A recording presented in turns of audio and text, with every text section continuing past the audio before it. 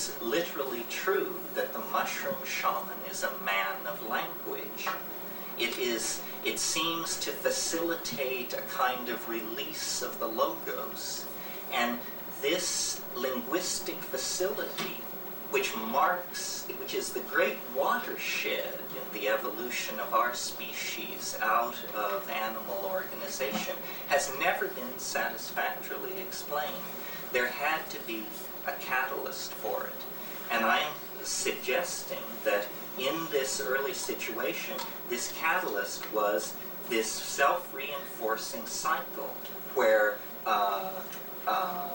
group sexuality, visual acuity, frequent copulation, and a devotion to ecstatic trance all combine to create an entirely different psychology. A psychology in which the ego barely existed. It's almost as though you could say psychedelic drugs are an inoculation against the formation of the narcissistic ego. Now, why should this be? It's because, operationally speaking, what these psychoactive compounds do, not if you look at one trip, but if you look at thousands of people's trips and say, what is the common denominator of these experiences? What they do is they dissolve boundaries.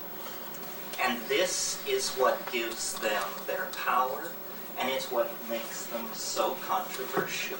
Because the dissolution of boundaries is something around which we have profound anxiety, both as individuals, and our institutions are even more anxious about this.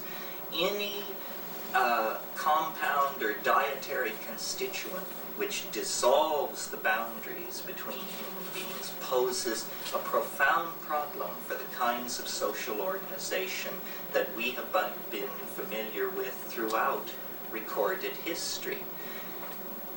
As the drying of the African continent continued, this orgiastic communal use of the mushroom became less and less frequent, simply because the mushroom itself was less and less available.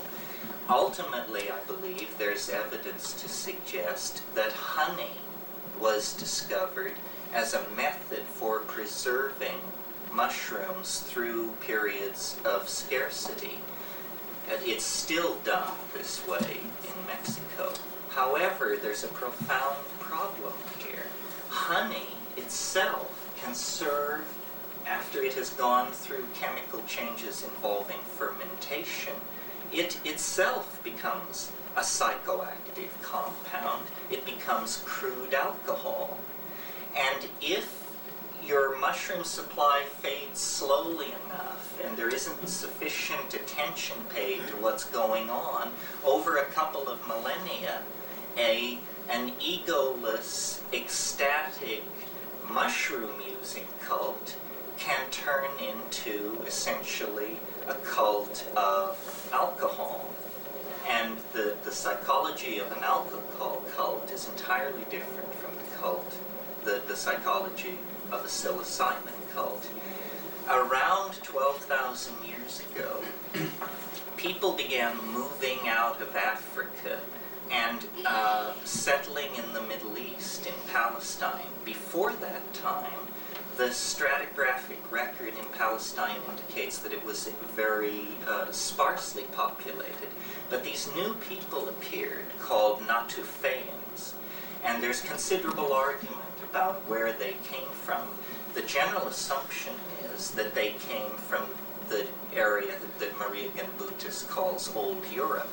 But this is really based simply on the belief that they were so advanced that they couldn't possibly have come from anywhere else.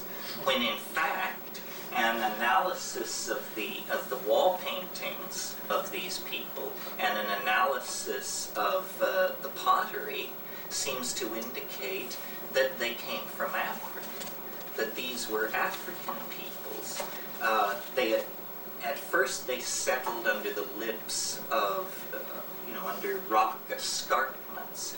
This is exactly the settlement pattern that we see in the Tseling Najer Plateau in Algeria, where there are actually paintings on the rock walls dated to 7,000, 8,000 BC, where we see shamans with mushrooms sprouting out of their bodies, thousands of them. Now, this mushroom-using culture established itself in Palestine at Jericho.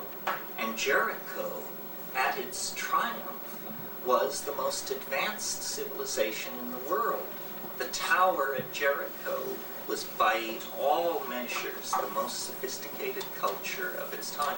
Later, these same people settled at Çatalhöyük in southern Turkey. Çatalhöyük is 3,500 years in advance of any other civilization on Earth at that time. The chief investigator of the site, James Millard, called it a premature flash of complexity and brilliance. And it disappeared mysteriously.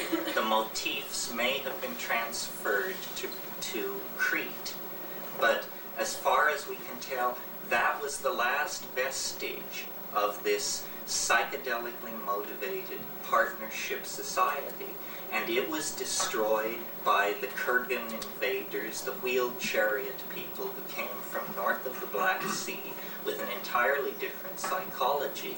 You see, their psychology was shaped by the domestication of the horse, which was a permission for a raiding psychology, a psychology of nomadic plunder, while the domestication of cattle in Africa some 5,000 years before had created the opportunity for this goddess, mushroom, cattle kind of psychology to evolve. Now, these people were living, the mushroom-using peoples of the ancient Middle East and of pre-desert Africa were living in a dynamic equilibrium with the environment.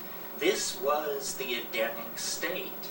I mean, if you read the story of Genesis carefully, it is clearly the story of a drug bust. It is clearly the story of a woman's transgressions, and Yahweh, walking in the garden, says to himself, if they eat of the tree, they will become as we are. There's no shilly-shallying about this. What was at stake here was whether or not human beings should claim a stake in Godhead.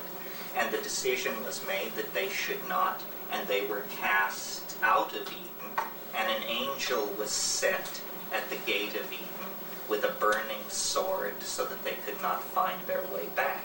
This is the story of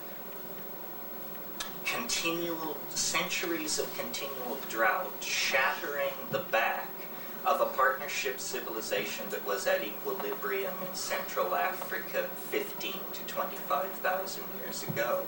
Now, we are the sad inheritors of this situation. The mysteries survived in a very attenuated form for several millennia in Crete, and Crete then became the bastion of the mystical impulse in Hellenistic religion. At the mysteries at Eleusis, for example, the ancient authors said what was practiced secretly at Eleusis was practiced openly at Gnosis. And there's considerable evidence that the mushroom cult may have persisted a long time in Crete. These puzzling so-called aniconic pillars that are erected in the center of many of the rooms of the palace at Knossos seem very much to argue that there was a memory of this ancient religion. The linear B tallies on opium use yielded such high numbers when translated that the early assumption was that the glyph for opium must be the glyph for wheat. Now it's understood that this is not the case, and it is true that the twilight of Minoan religion was an opiated twilight.